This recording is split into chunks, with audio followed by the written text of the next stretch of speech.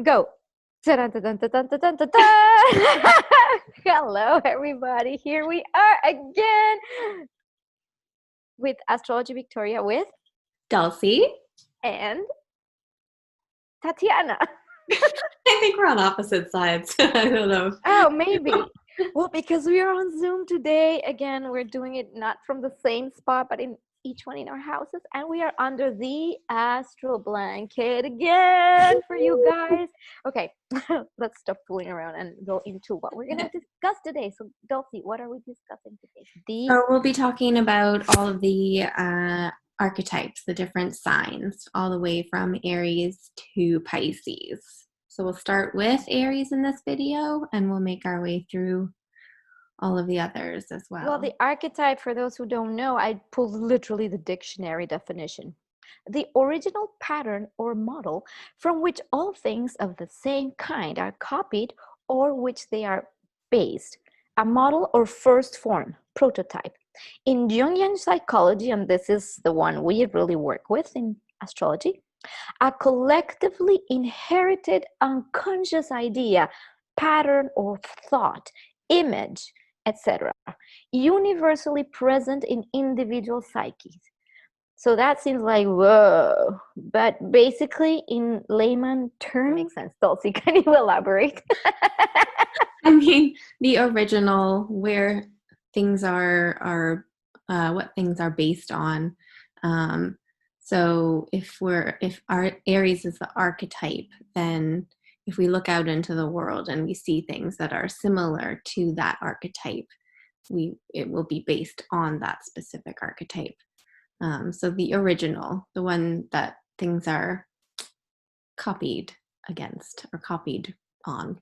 Yeah, and it makes me think about how the archetype or the psyche, which is again a thought or an image, reflects in the hologram around us, and whenever we find it or we resonate with that image or idea, we'll see it in the world and go like, oh yeah, that's that. So yeah, so with no further ado, let's take a deep dive into archetypes and the importance that they have in astrology, because the archetypes is what makes us be able to read in a person's chart how their psyche is mapped, what colors their personality, what colors their life. And that's why each person, astrology is based on the blend of archetypes. You know, color this with this archetype, put this one on top, and this gives this particular person in that particular area. And without this fundamental understanding, well, there is no point in just doing astrology mechanically. Like, oh, I knew this means this, that means that. It's more like, how does it feel? How does it relate to the world, to that tone? So this is why archetypes are fundamental. Without this, sorry guys, astrology would not make sense. So okay, let's go into Aries.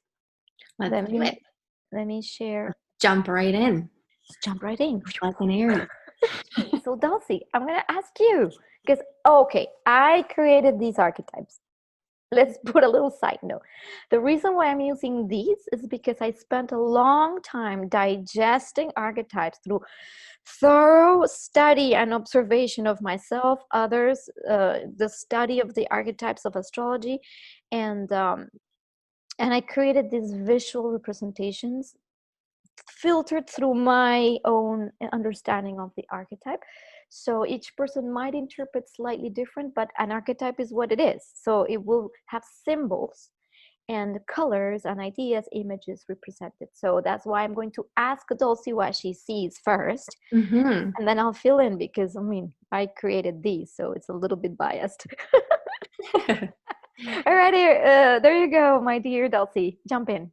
So, of course, the first thing we see is this man on a motorcycle. So he is just on an adventure, and he loves speed. He loves to go fast.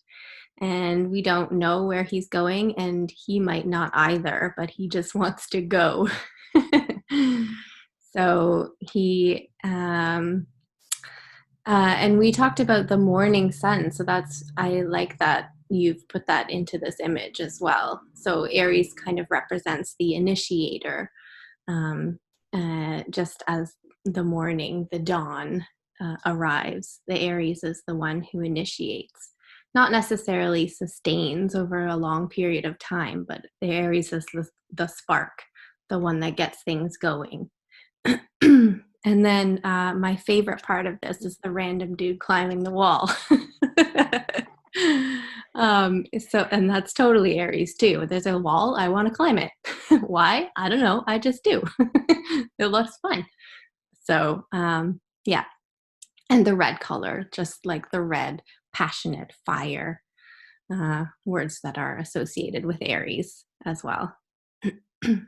Yeah, so to complete that, of course, thank you, Dulcie. That was really great. The random do climbing. Yes, is that is that fearlessness? Because Aries is fearless. Like Aries people, or the Aries archetype, not just the people, is that just fearlessness. It just kind of happens without much thought. It's a little bit impatient. uh, it wants to go fast, like we said, in the motorcycle, initiate things, go fast. It's very passionate, and um, it's a fire sign, Aries, so again associated with fire. It's a masculine sign, and that's why I kind of chose these random figures to be male. However, who knows, maybe it's a female under that that helmet, you know. Again, it's not to be like gender biased. It's more like to express that it's a masculine or a yang sign. If you don't want to use the word masculine, it's yang, it's outward energy. So Aries goes. And um, of course, in these archetypes, we know that Aries, Mars, and the first house are the common archetype.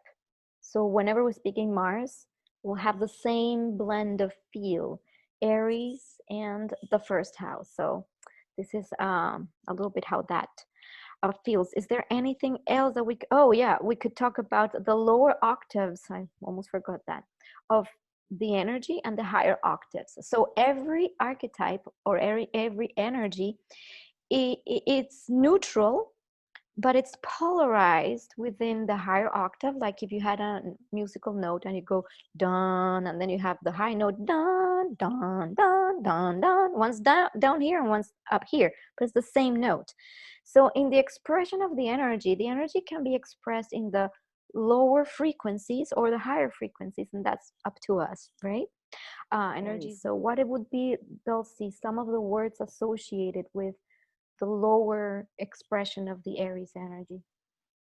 So I would say things like aggression, anger, impatience, saying hurtful things without thinking about them, cutting words that are not necessarily helpful. Yeah, things like that. Mm-hmm. Yeah, that would be that. And then how about the higher expressions of Aries? So passionate, anger again, but using it in a way that is helpful towards others. Um, Mars is the warrior, and Aries is ruled by Mars.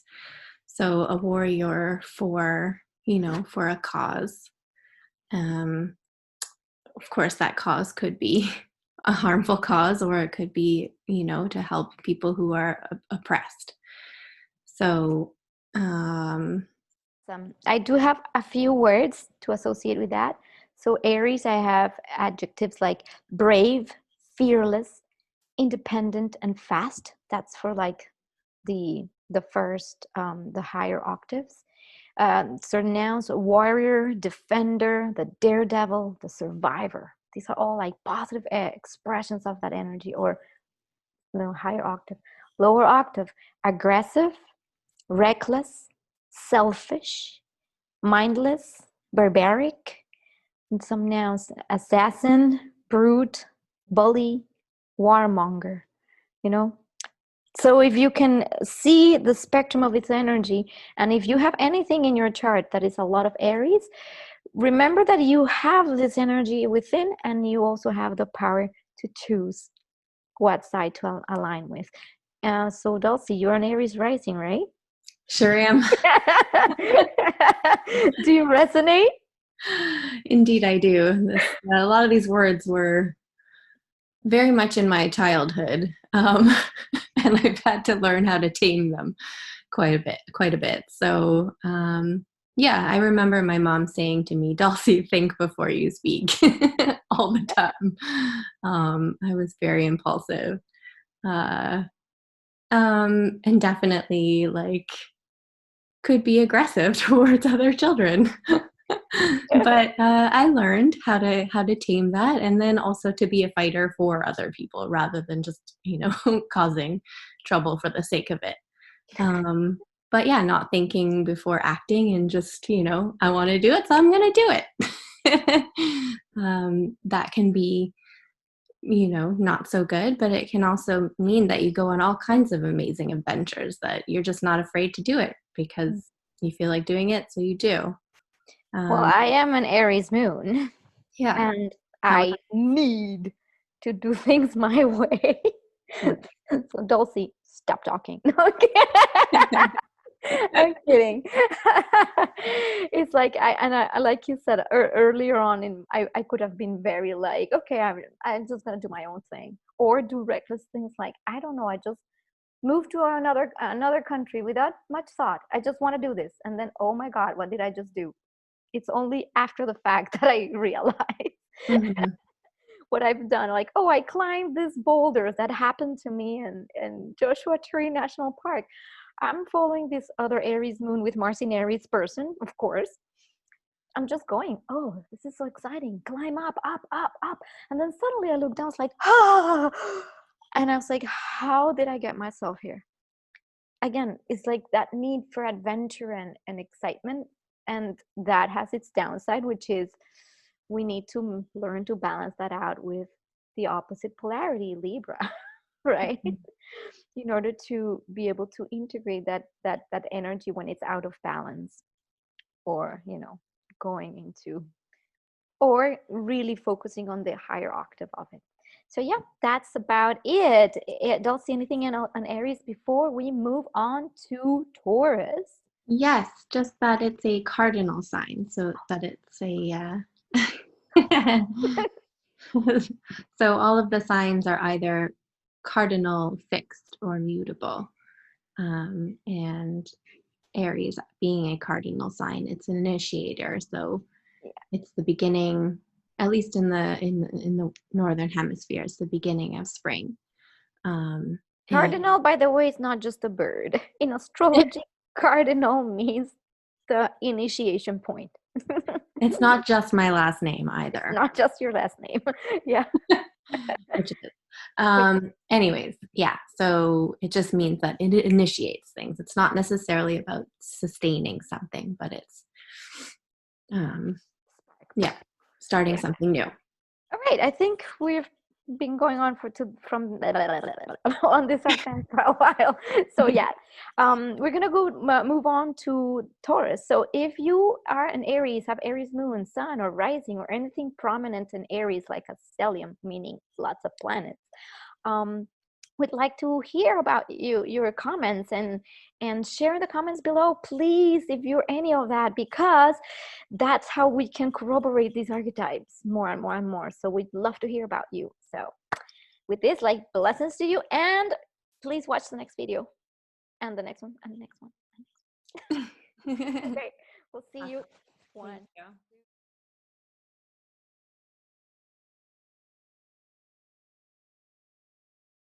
Basically, in layman terms, it's like the feel for something that it's present in that thing. Does that make sense?